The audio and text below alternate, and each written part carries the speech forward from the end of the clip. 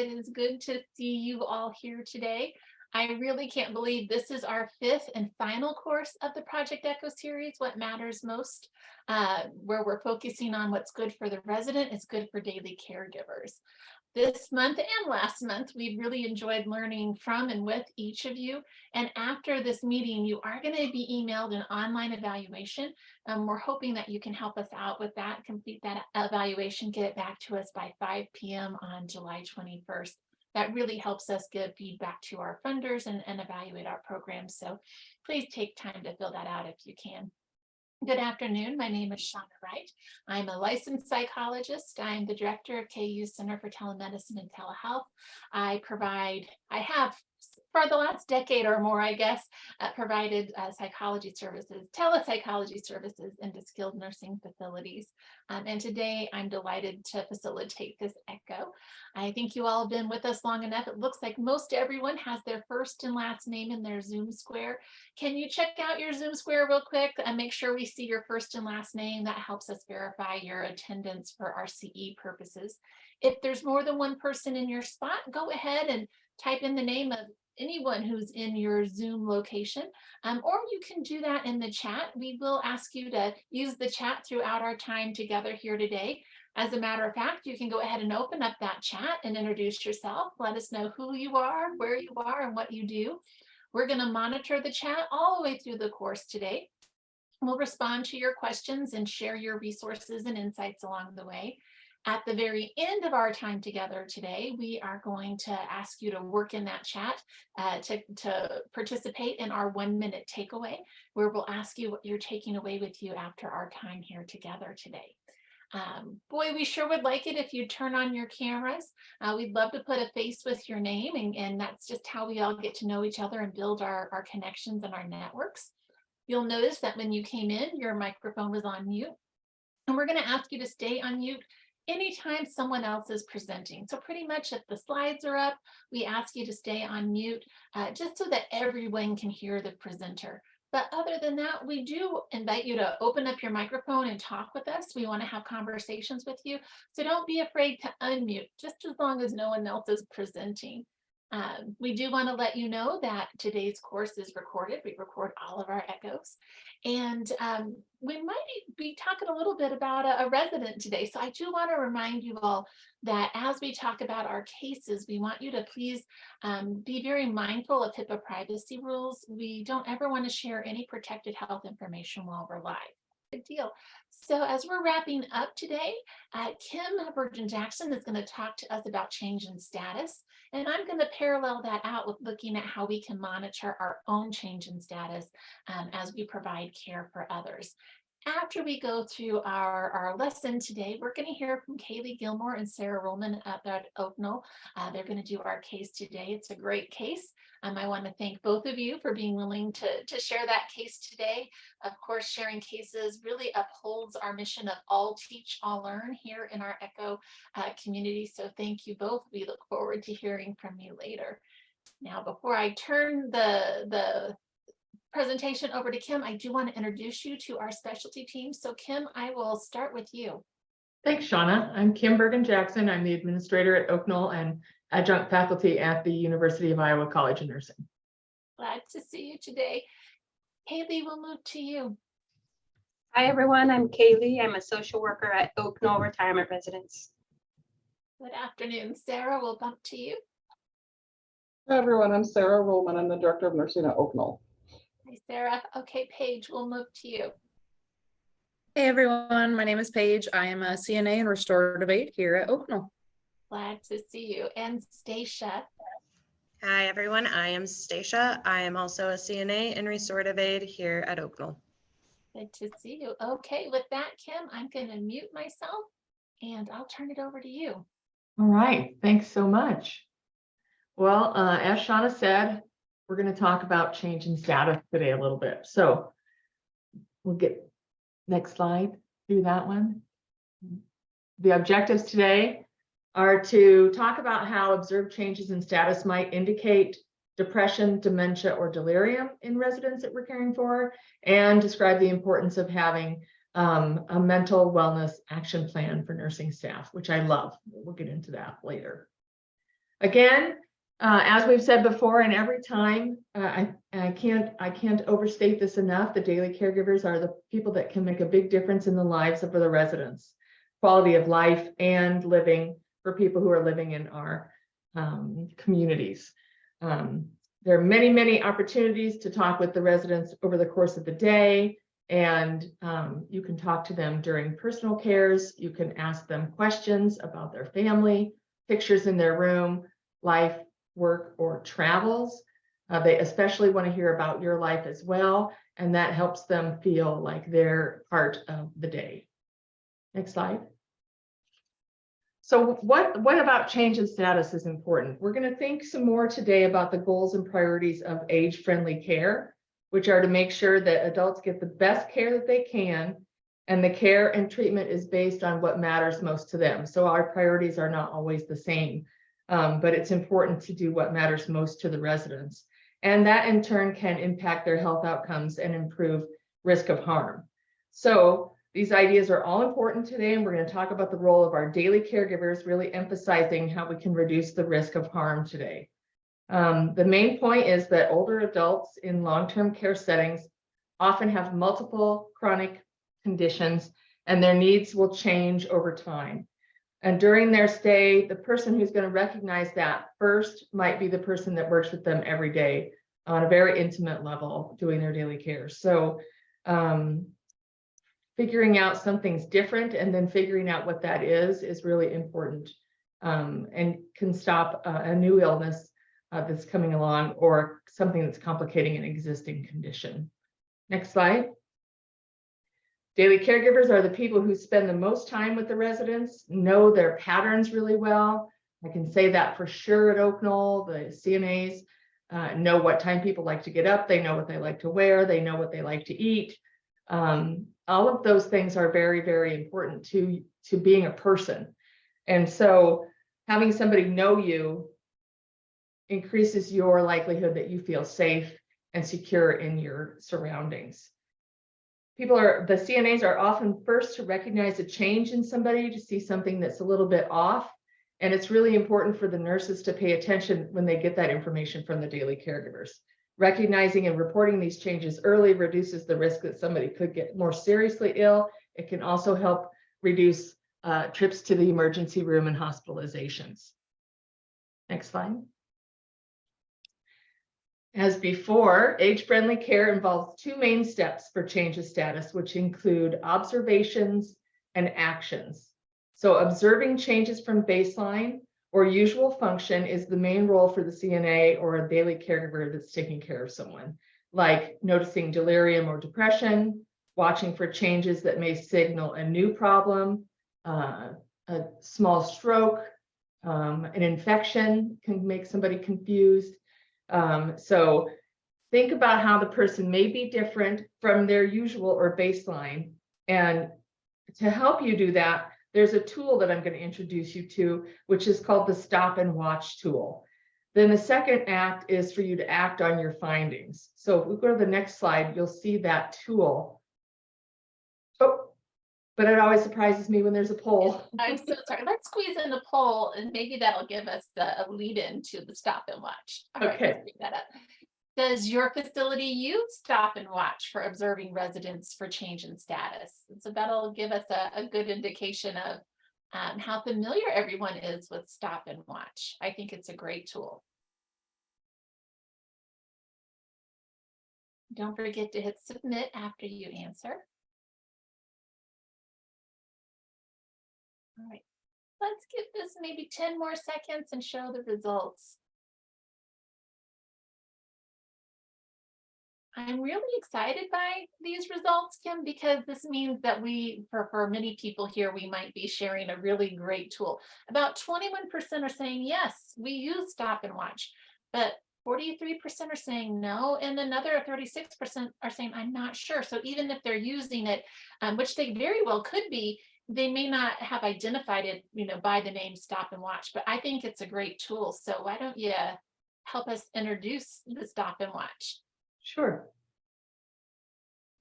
Yep. So here's all it is it's an acronym. Who doesn't love an acronym?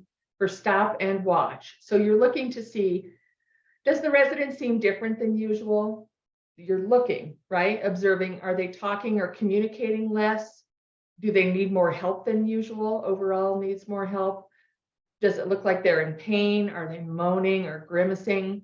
For residents who can't report pain to you, are you looking for behaviors that typically show you that they're in pain, or do they have a painful diagnosis that would typically be causing them discomfort? And are they participating less in activities?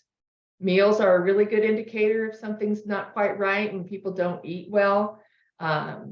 Nothing worse than being constipated, so no bowel movement in 3 days, or actually having diarrhea. They're drinking less fluids. You notice a weight change. They're agitated or nervous. I've seen, people getting tired, weak, confused, and drowsy, change in skin color, and then need more help with walking, transferring, and toileting. So really the tool is just showing you what you need to be looking for changes in your resident and when you need to communicate that to the nurse. So as you know, we've talked about every time, the 4 M's start with what matters. That's the driver for everything else. So what matters most to the resident that you're with in the moment? And then how do medications, mobility, and mentation contribute to what matters to them? So they might have a goal for mobility, for moving around to getting to places where they want to be. They may need medications to help with high blood pressure or low blood pressure even. And then how's their mentation? Are they diagnosed with dementia? Do they have a delirium problem going on, or depression? So all of those contribute to what matters most to the resident. Next slide. So watching for changes that we've listed on the stop and watch tool is just like asking yourself, what behaviors might communicate or might trigger a person who's having dementia? They're living with dementia. What might make SARA uncomfortable if she was living with dementia versus KALEIGH, who's going to be completely different. So different people have different triggers. If the person's more confused today than they usually are, does that signal delirium? Does it signal depression? If sounding down and blue or being hard to motivate could be part of a depression problem. So it's really important to say what specific changes you see and talk to your team members and your supervisor. Next slide. Can I add something real quick about the last slide? Sure. So it said like be specific about what you notice, which I'm not saying is wrong by any means, but I have reported to our nurses before, like, I'm sorry, I can't quite put my finger on it, but something is off with them today. So I just want everybody to be aware of it. If we can collectively keep an eye on something, and hopefully then together we can come to a conclusion of what it is. Yeah, thanks, Paige. I really appreciate that. And you're right. Sometimes they're just off. And it's still important to let somebody else know. The more people that are looking and watching, the better. So I appreciate you throwing that in there. Remember here, as challenges occur, keep checking on people. What matters most to them, particularly in their daily care routines and their activities? What brings them joy? What brings them happiness? And take time to talk with the person about what's important to them. They might surprise you. What would make today a good day is a great question to start with in the morning. What would make today great in your book? And then ask what your team can do to help make that day great. Next slide, please. This is our summary slide. So in summary, I would like to say daily caregivers are truly the eyes and the ears on the floor for the larger care team, and first, very often, to notice any changes that could signal a new or worsening problem. So strong observation skills are key, getting to know the person and really know them. And that's part of a consistent assignment in order to help you. People should be assigned consistently to the same residents so they can really get to know them. And that will help you detect changes from their baseline. And the stop and watch tool can help remind you of what things you're looking for. Documenting what you're seeing and making sure you talk to someone else, like the nurse, is really important. And check on what matters most to them. Anybody want to add anything there? Oh, yeah, let's take questions if there's any questions, for sure. I really like what Paige added there. But Mhm. sometimes your gut instinct or your observations are that something's just off, but it's hard to put your finger on it. So Mhm. I can't gold star Paige, because sometimes it's just you notice it, but it's hard to put your finger on. And then we need to get a team around it to kind of help figure it out. And sharing as much detail as you can. Are there any questions about change in status? Not for a question, but just something to add in. Even if it's just something little, I don't think it's really a big deal, but I wanted you to know just in case. Mhm. I like to tell a lot of our newer staff that it's better to report something that turns out to be nothing than to not report something and it turns out to be something very important. That's really good. The conversation piece, the age-friendly piece is the piece that is so important in that term, having those relationships and communicating not only with the residents, but with your coworkers. I've worked in many different, not in, but through telehealth, I've worked in many different nursing facilities. And it's always apparent to me where residents are able to have conversations with their daily caregivers, whereas where they're not. Because to me, I'm often surprised if a resident will say, I've developed a boil, or this is happening to me physically. And I'll say, did you tell your daily caregiver? Did you tell your nurse? And they'll say, no, they don't ask to talk to me. And if I put it in a note, they read the note and it's taken care of. And that's a sign that we're not necessarily engaging in age-friendly care, right? Those conversations are so important. So if you take nothing else, we're going to talk about what matters. We're going to move to the daily caregiver, but I wanted to tell you, if you take nothing else away from this course, we really hope that you can engage your facility in age-friendly care. We're going to drop a couple of links here in the chat before we move on. And these links will direct you to some resources from the Institute for Healthcare Improvement. They have some guides and some workbooks that help hospitals, nursing homes, different healthcare facilities. They have some written specifically for nursing homes. So we'll drop those links in the chat. One's a workbook to help nursing home teams engage in that age-friendly health system. And the other one is a guide, kind of really expanding on the work we're doing here. I hope that you download those and take them to your teams and really consider integrating age-friendly care into what you do. And we'll go ahead and talk about what matters for our daily caregivers, because we know what's good for our residents are good for our daily caregivers. We need to have that person-centered approach in everything that we do to really have a healthy community when we come to work. So we're going to talk about a tool here today that you can share with your staff. And this isn't only for daily caregivers, it's for anyone. Actually, we can even share it with the residents if it would be helpful.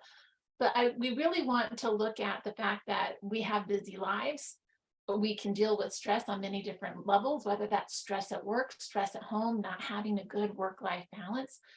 Sometimes, especially those who care for others, do not take enough time to take care of themselves or making self-care a priority.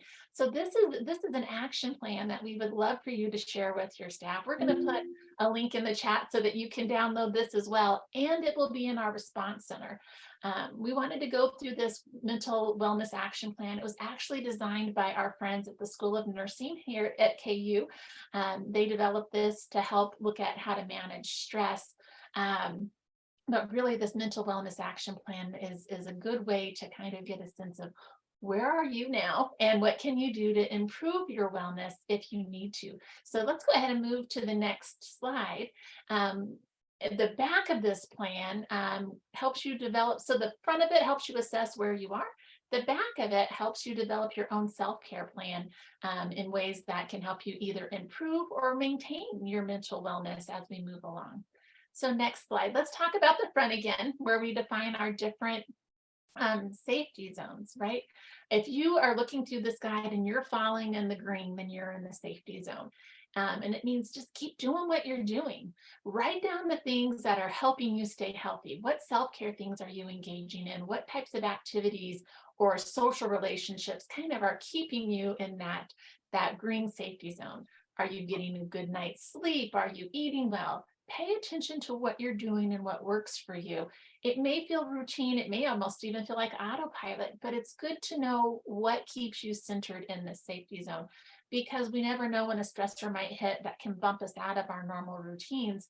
So it's good to know what our steps should be if we need to be brought back in. But pretty much stay with your routine, make it intentional, and keep doing what you're doing. Now, if we'll go to the next slide, if you go through this chart and you find that you're in the caution zone, it really is probably time to take a breath and review what's going on. Maybe identify the stressors that are going on in your life so that we can maybe try to manage some of those stressors. But really, the number one goal is to take care of yourself. If you are living under a high level of stress, or things have shifted in your life and you're taking care of others, or you're working harder than you're taking care of yourself, it really is time to flip this over and make a plan to increase your own self-care. And again, you might even share this with a friend or a family member, a coworker, that you can say, hey, I'm kind of slipping and even taking care of myself. Can you kind of be my accountability partner or buddy? Can you check in on me and make sure that I'm making some adjustments so that I can really start to feel better? We really would like you, if you use this plan, to review it pretty regularly and add in those steps. You can identify some on the back or write in your own that can get you out of the caution zone and back into the safety zone. And it has some good steps there that can get you started. Now let's move to the next slide. If you review this wellness action plan and you find that you're in the danger zone, honestly, the self-care strategies on the back might not be enough to really restore you to well-being. And so we need to talk about what resources might be available to you. Of course, we want you to step back into self-care. We want you to get good sleep. We want you to have good nutrition and exercise. But if you're in the danger zone, it might be time to really hit the brakes and figure out what changes need to be made beyond self-care.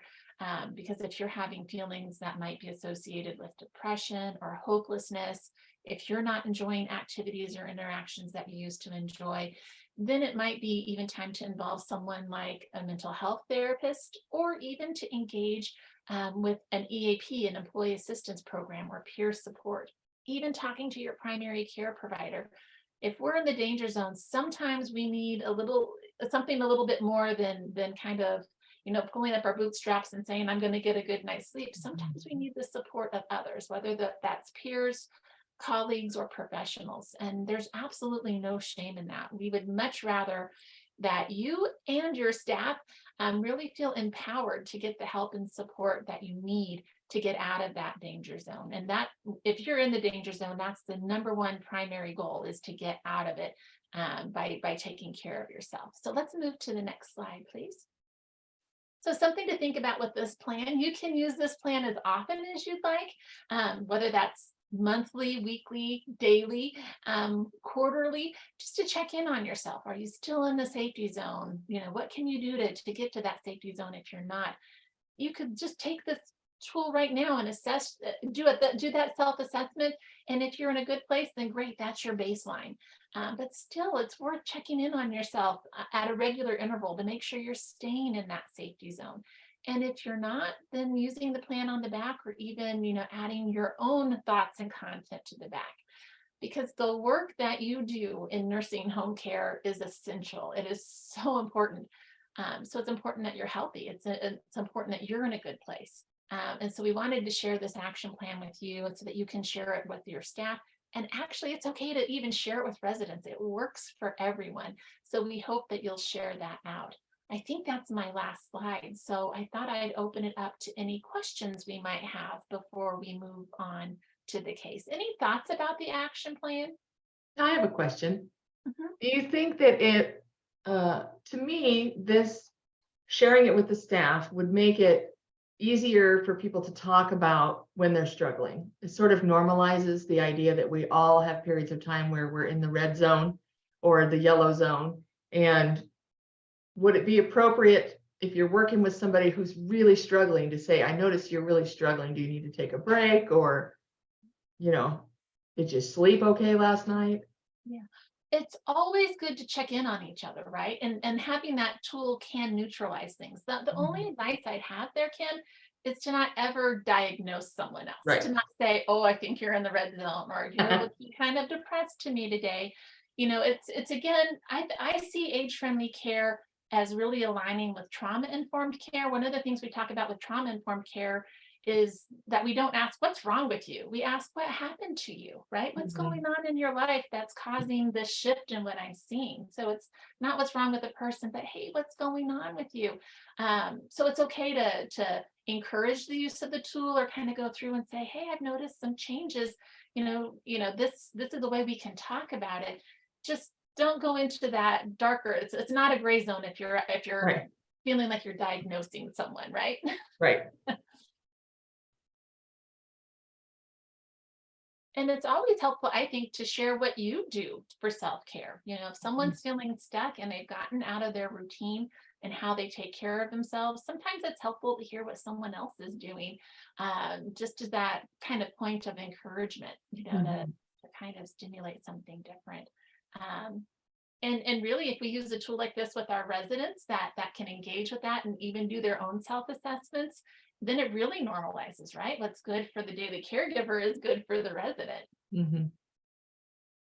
Great.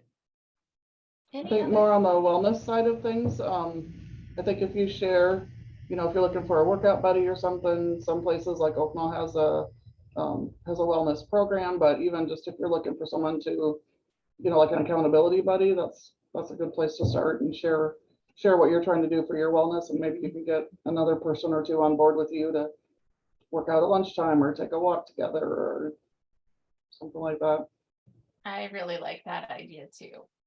I cannot say enough about having a coworker, a buddy that checks in on you and you check in on them, because sometimes it is hard. You get so busy with work and you care for really precious lives, and sometimes you forget to take care of your own. So I really love the idea of having a buddy. All right. I don't see any questions or thoughts there in the chat. Please feel free to click that link and download the action plan, and we will share it out in our response center so that everyone can have it. But with that being said, I think I'll mute again and I will turn the floor over to KALEIGH and SARA. They're going to share the case with us today. I don't know if we have a plan for this, KALEIGH, do we? I don't think we have a plan. No, we'll just kind of piggyback. Yeah, do you want to go ahead and start, Sarah? Okay. So Oaknoll is a life care community. We're in Iowa City. It's a university town with a population near 75,000. We serve about 500 residents in all levels of care. We have another campus.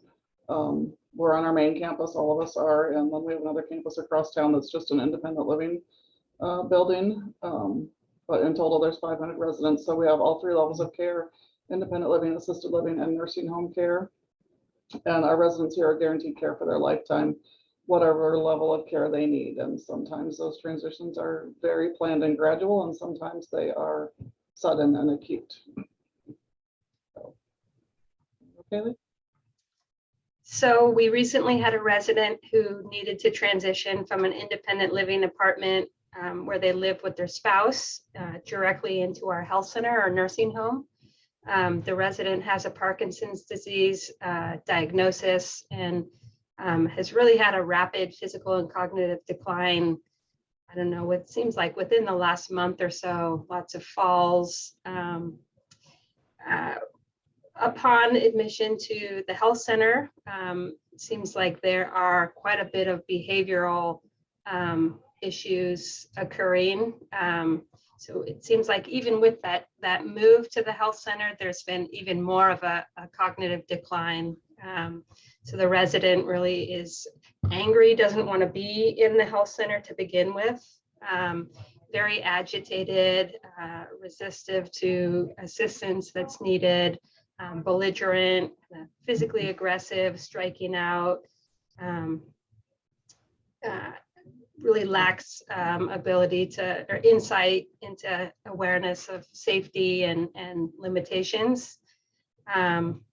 So I think we pride ourselves on being very, very person-centered and really go out of our way to think outside of the box for everyone that we serve. It's more complicated and challenging when there are behavioral issues that we're up against. Yeah, safety has been a big issue with this resident.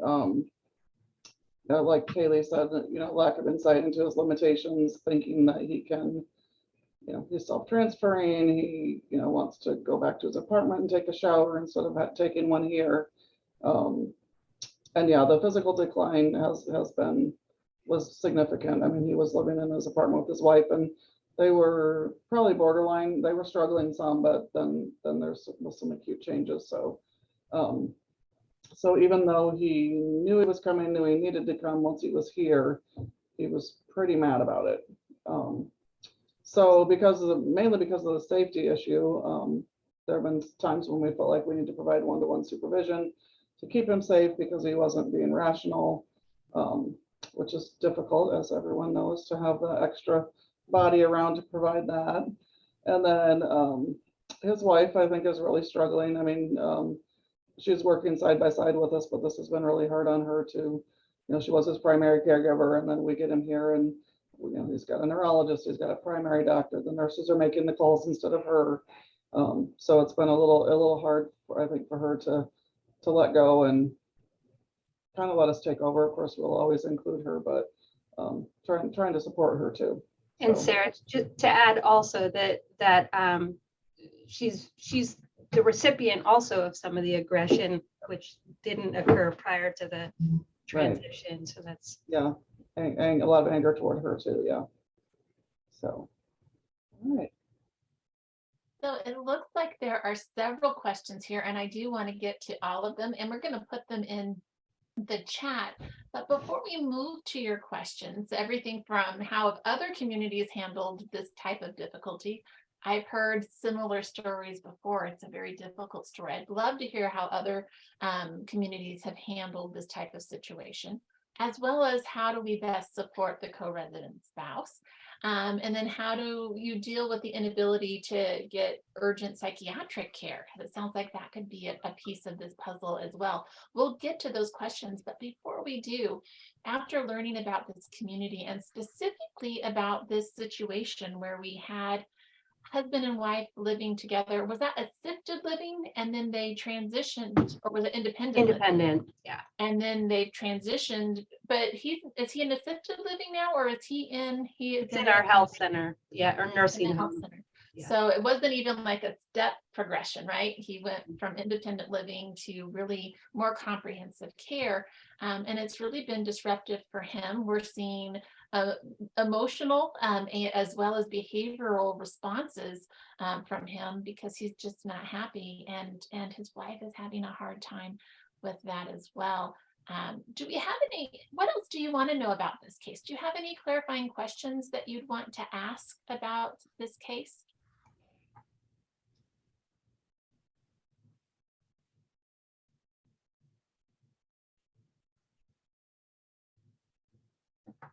I'll ask questions. Does he have a prior history of any psychiatric diagnosis or treatment in the past?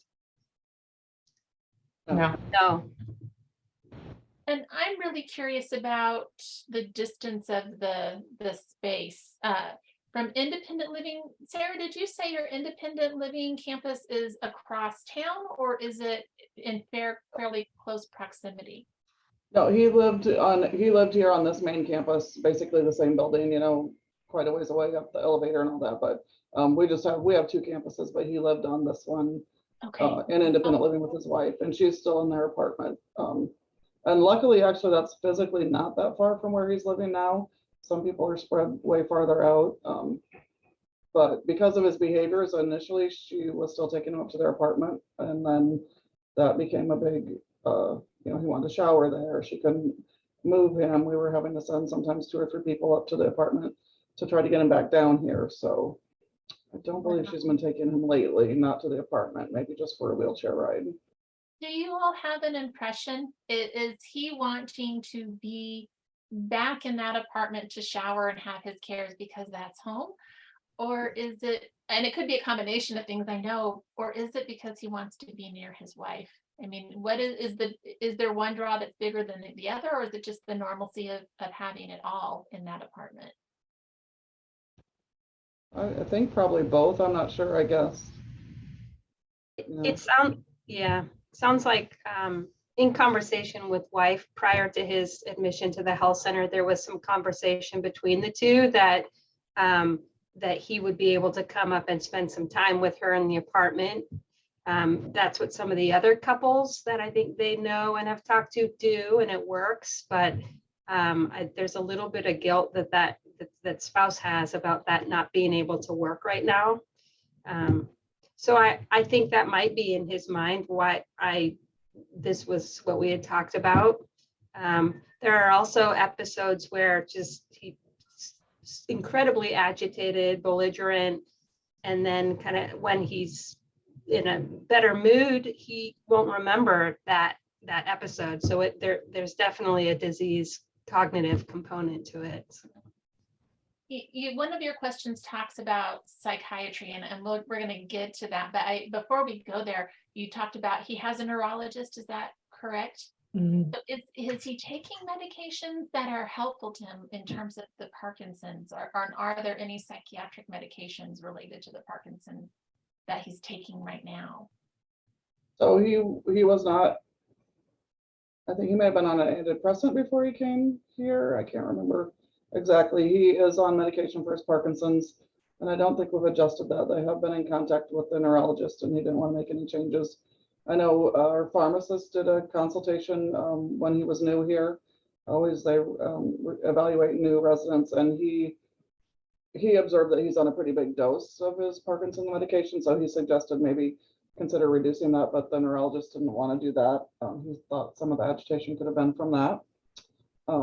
Since he's come, we have added a medication, an antipsychotic medication. Unfortunately, a small dose, but it does seem to be helping. And I think it was warranted in this case, as much as we don't like to use them. So This is such a complex case. It's not a unique case. I've heard similar stories, but I would love to hear from any of the other communities here. Have you handled or experienced similar difficulties? We're focused on resident-centered care, but that resident might be resisting care or engaging in behaviors that are unsafe, whether that's by making a choice or even by it being some form of communication where it may not be an insightful choice, right? It may just be a reaction. Any other communities have you dealt with similar difficulties?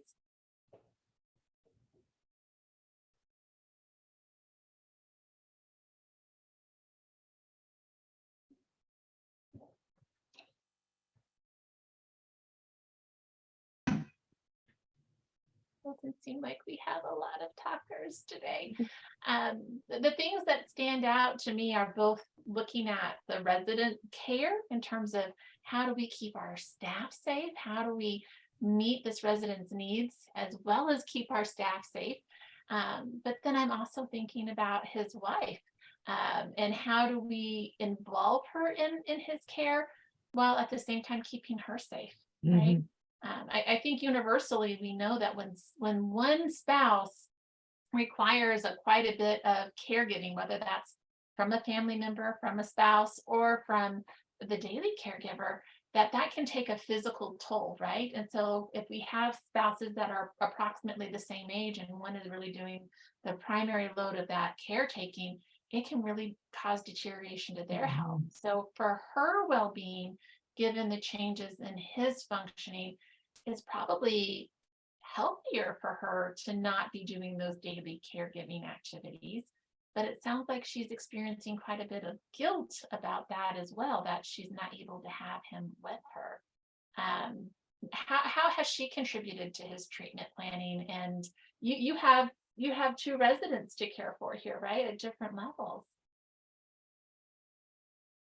yeah, I think I know KALEIGH's had a lot of communication with her and the charge nurses on the unit where he's living.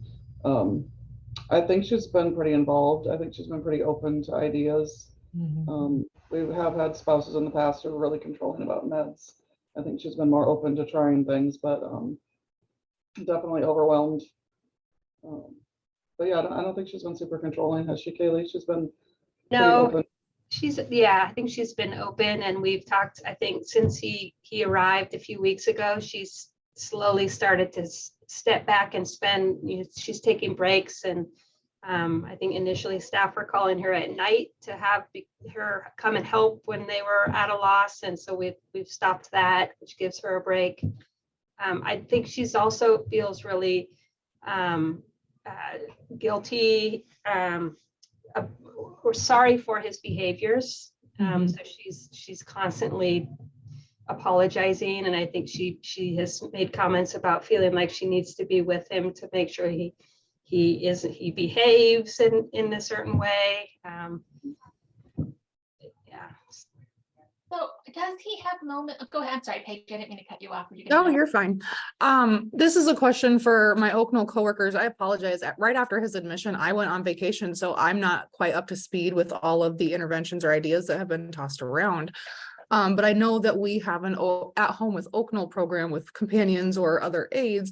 I was just wondering if we've explored that idea to maybe get a scheduled time or day or multiples at that the companion or an aide could go with the couple to the apartment, so he could still get that apartment time with his wife. But then we could also have a staff member there to help support her if she needs the extra help in the apartment. I think we're taking a break from that. Didn't he refuse to come back to the health center? Yeah, he wasn't not in the apartment, but at an event off in a different building, and he just straight up refused. So it was kind of a she's just not bringing him back to the apartment. I like the idea of companions or someone to provide a little one-on-one, and there is some work going on to get someone. I don't know that we have someone scheduled regularly, but there has been some conversation about that. Right. Good ideas, Paige. Okay. And there's so many different things going on. He's mad about his transition. He's mad about his physical decline.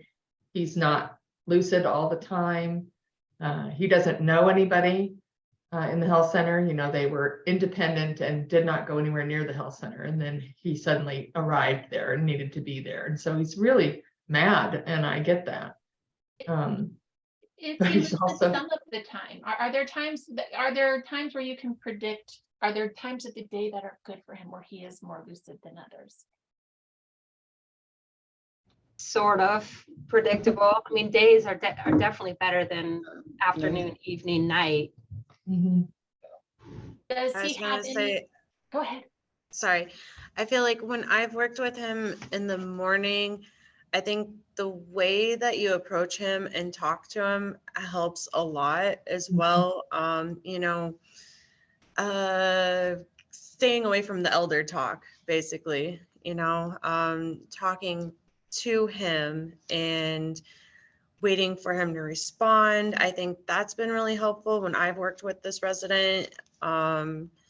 But I do think that a lot of it is his frustration. You know, he is unhappy with where he has, you know, gotten to in life, and he's having a hard time with it. So not only is there confusion, but there is the anger behind it as well. So yeah, and I think the wife realizes that. So trying to support the both of them where they're at the moment, it's just been a very challenging thing to help with.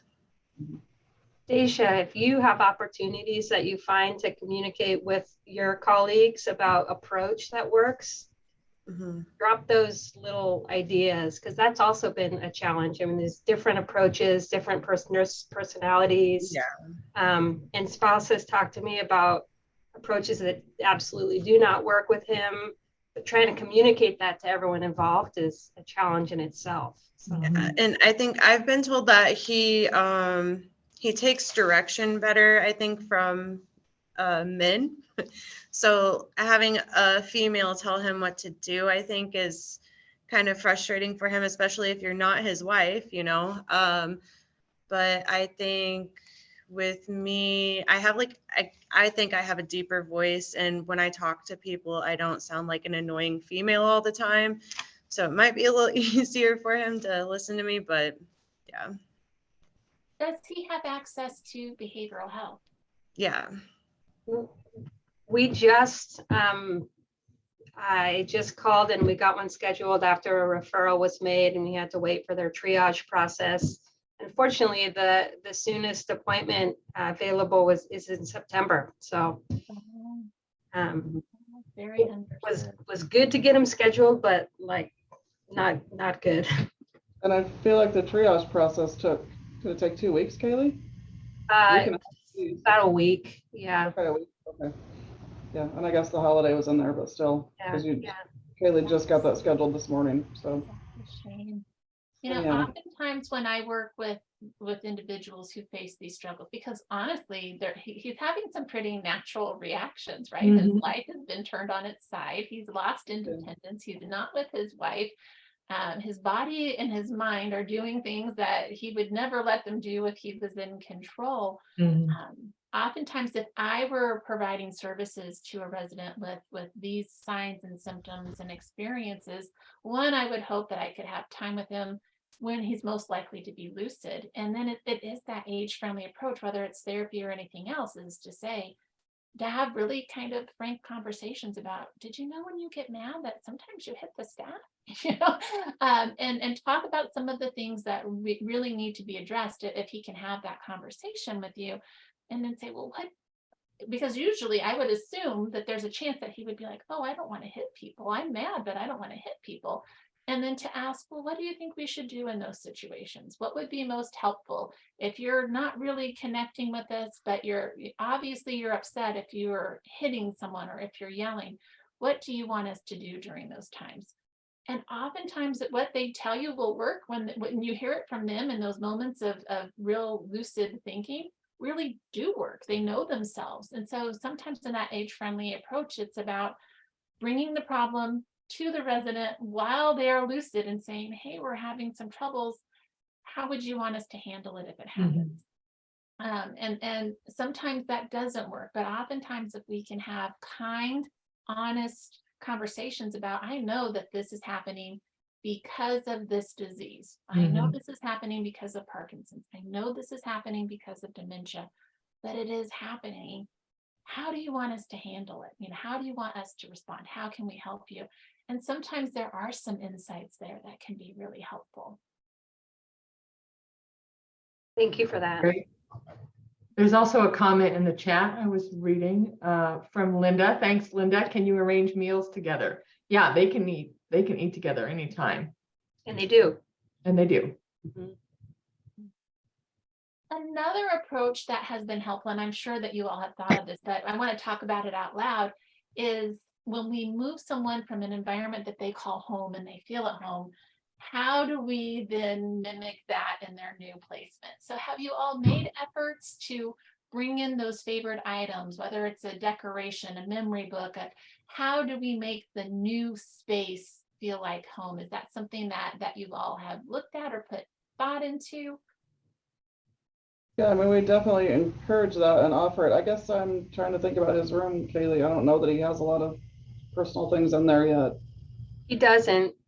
Definitely some thought has been put into it and conversation. He doesn't think he's staying. Wife has items and ready to bring down, but he's not been open to that. But something we'll continue to discuss with him. I feel like there's been a little bit of progress or a little bit of adjustment, definitely slow and maybe some steps backwards, but so yeah, we have there, he doesn't have a lot of his own. He has some personal items, but has not been real open to more yet. So I know he has pictures in his room because Paige and I worked with him once together and we were talking with him about his pictures that he had. So trying to make conversation. Great. Also sounds like shower time is difficult for him. Can we talk about that a little bit? Has he expressed, what he wants to go back to his apartment to take showers? Is that because he wants privacy and he doesn't want assistance? Is it because if he does get assistance, he wants it from his wife? Has he expressed what his preferences are for showers and what the difficulty is for him if he's taking a shower in the healthcare center versus at his apartment? Yeah, so I think we got over the hump on that. That was a big thing on like his second or third day here. He definitely wants a male to shower him. I'm sure initially that with the first shower offered, it was like, I want to do this at home. I'm sure his wife was helping him at least in a limited way prior, so he probably thought, we've been doing this, I want her to help me, I would imagine is what he was thinking. But then ultimately when we said we can't accommodate it in your apartment and your shower, then he wanted a male to do it. So we've been providing that, and I think it's going okay since then. I know the other day he did do a shower and it was with a male, and he was more okay with doing it because the wife was originally wanting to help with the shower, but he wanted her to stay with. So she stayed with in the shower room while the male helped with the showering.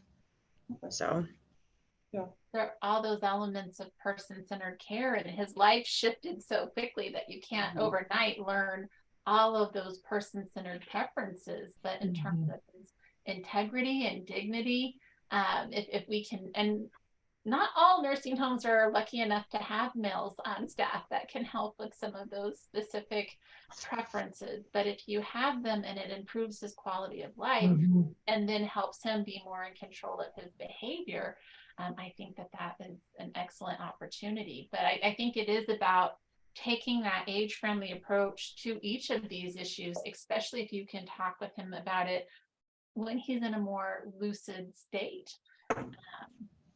The other thing, it sounds like acceptance of where he is really hard for him right now. And I think that's a very natural reaction as well. Sometimes when I work with nursing homes, I talk about who can be the bad guy. Who can be the person that doesn't have to come to work here every day, that says, I'm sorry, this is the way it has to be. There isn't another alternative, that we can be all collectively mad at later on, but that helps us get past the door of acceptance.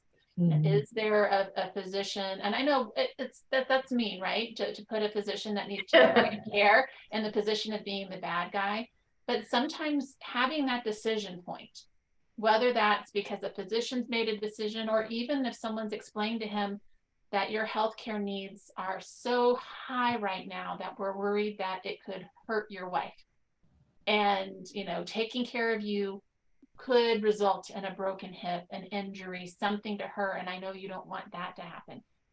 Who can be the bad guy that helps us start working with him on acceptance? And we don't have to have a bad guy, but you know what I'm saying? We have a bad guy. I mean, we would use our CEO eventually, because it's in the contract that the CEO has the ultimate decision for where they're at in the continuum. But I mean, we use that rarely. Very rarely. Right. And it's not something I would do with every resident, but sometimes when someone is stuck on acceptance and they're fighting against those natural things that could help them gain acceptance, sometimes it's good to have someone who's not there every day, that we can all say, oh, it just stinks that he made that decision. How do we move on with it? Right. And that doesn't work for everyone, but sometimes having a fall guy can help shift, the outlook. I don't recommend it all the time. But if we're really stuck with acceptance, sometimes it can be helpful. Rhonda Overicker is asking, is saying, giving him more time to make those decisions, harm reduction. Does it matter if he doesn't want to shower at that day and time? So when we look at that age-friendly approach, how do you all, Oaknoll team, how do you address that? We don't fight people to shower in general. We haven't done that for a long time. So he would have the option to decline the shower. I'll let you guys. In fact, the other day when he did have the shower, it was on a non-shower day and it was on a different shift. So we do have some scheduled showers, but since he was requesting the shower, we made it happen because we had the staff and the wife was there, and so we were able to make it work on that day, even though it was a different time that he originally had scheduled. Awesome. What a great case. Thank you both for sharing this case.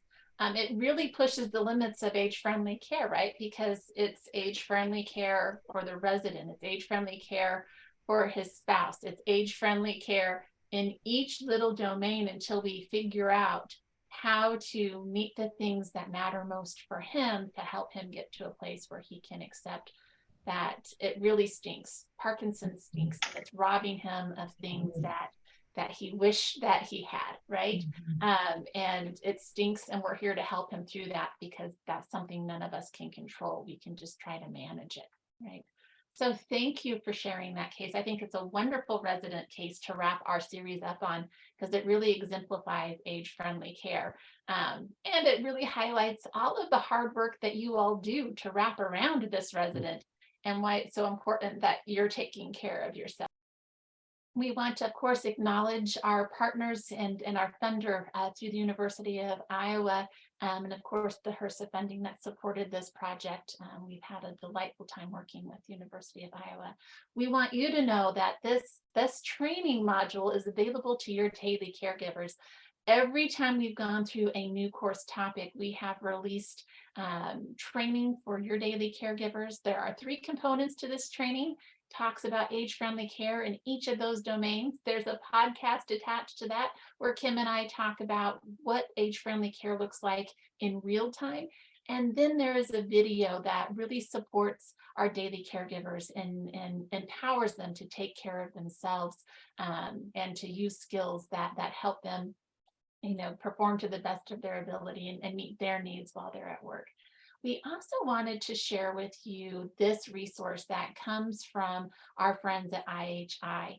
If your nursing home is interested in becoming an age-friendly facility or having that age-friendly community within your community, IHI is offering this age-friendly action community. It comes through the American Hospital Association, but this is directed specifically for nursing homes. And this is a 7-month virtual learning community. There's going to be webinars, small group learning, one-on-one assistance.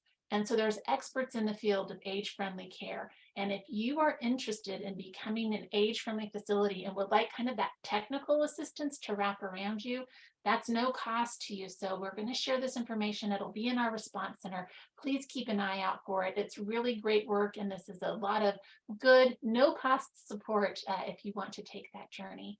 And with that, that's, let's see. Oh, here it is again, the DIY pathway for teens. Again, we'll have this information in terms of how you can join the action community. I really strongly encourage it. It makes all the difference in the world for person-centered care and promoting the health and well-being of our colleagues and staff members. All right. Thank you all for joining us. It's been a pleasure. We hope that our paths cross again sometime in the future. Please take care. Thank you.